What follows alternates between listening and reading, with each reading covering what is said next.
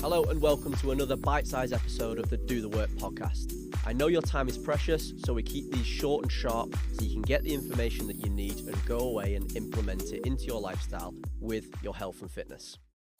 Just before we get into the episode, all I would say is if you like this content, if you could please share it with a friend, like it and subscribe so that we can get our message out to change more people's lives. Enjoy the episode.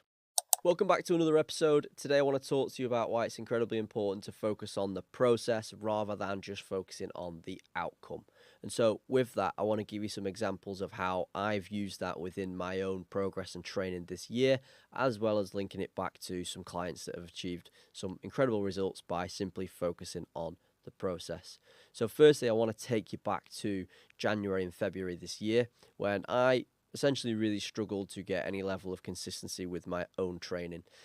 In January, I was quite ill, but nonetheless, I trained only 5 times, and I only managed the same again in February. And so it actually worked out that over January and February, I trained only 10 times, which ultimately, as a PT and by my own standards, just isn't good enough. So I needed to create a new strategy that would allow me to be more consistent with my training. And so what I did was I signed up to Strava Premium, which is quite frankly an amazing app, and within it what I did is I set exactly some process goals. And so what I did was I set some goals for the whole year. Now I did obviously already have a poor Jan and Feb, so I was chasing my tail a little bit, but I set the goal of doing 156 workouts over the course of the year, January to December. And Strava is really, really good at tracking that. Now, obviously, I was starting a little bit behind, and so what I needed to do is to break that down into a monthly goal as to what would basically claw back what I'd missed Jan and Feb, and get me back into the progress train, if you will. So I did that by breaking that down into 13 workouts a month. And since setting those goals, I've trained 48 times in 92 days. So in March, April, and May, I've trained 48 times, which is a hell of a lot better than the 10 that I've trained previously.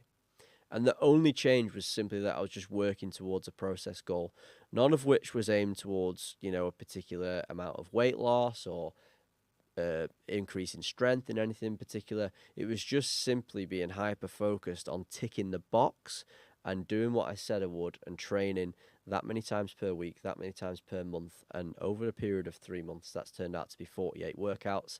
And I'm very, very close to being back on track to achieving my 156 for the year. And so I wanted to share that with you because what that's done is that's helped me get that a little bit leaner, that little bit stronger, and ultimately be that little bit happier, healthier, fitter, and more confident simply by not focusing on them things and focusing on the thing that will create that, which is the work in the gym, ultimately to do the work. So 48 workouts out of 92 days compared to 10 workouts out of 60 days.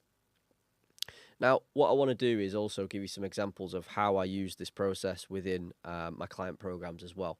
Now, quite recently, we've had Lynne and Hazel come into the Ladies Only group program.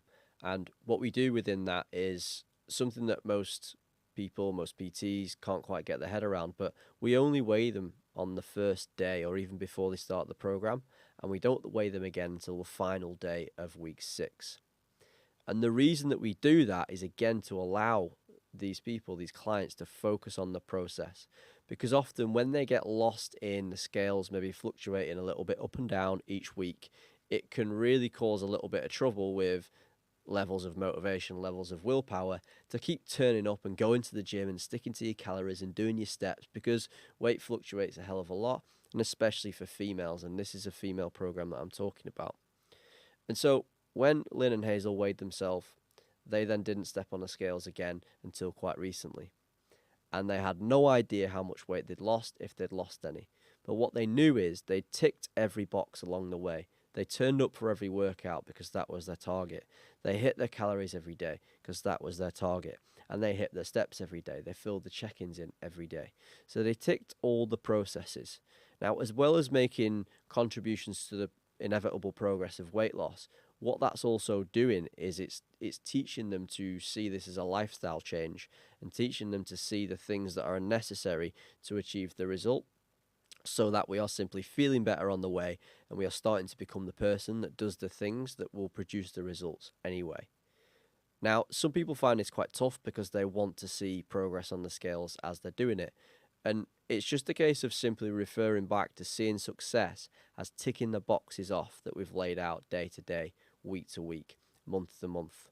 And to give you an insight, both Lynne and Hazel combined have lost a shade under 3 stone in just 6 weeks, which works out around about £40, which is absolutely incredible. And the reason I believe that they've been so successful in that is because they've simply stuck to the process and they've not allowed anything on the way, like a slight fluctuation in the scales on any given day or on a particular week, stop what they're doing. So they've simply just continued the work and followed the plan, and absolutely to a T. And to go even further in terms of the pros and the benefits that they've achieved since implementing this strategy, Lynne's now also considering reducing the amount of antidepressants that she's taking. And as someone who was type 2 diabetic, she relied on insulin.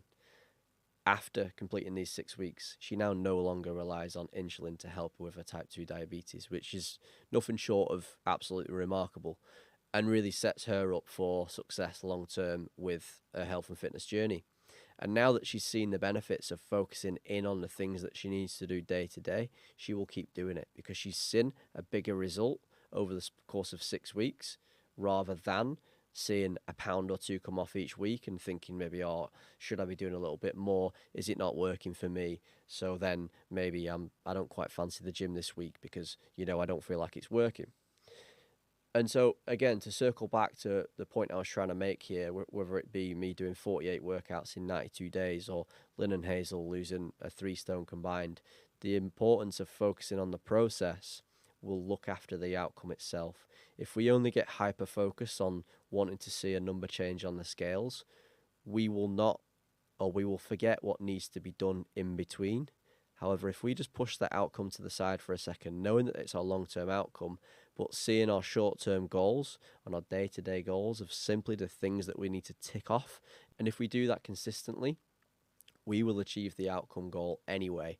And not only will we achieve the outcome goal, but we will then have built some habits and built the foundations for these things to stay long after the 6 weeks, to not only continue the weight loss, but to sustain it and keep it off long term, which most people pretty much never do because they only see these things as a means to an end rather than something that's here to stay.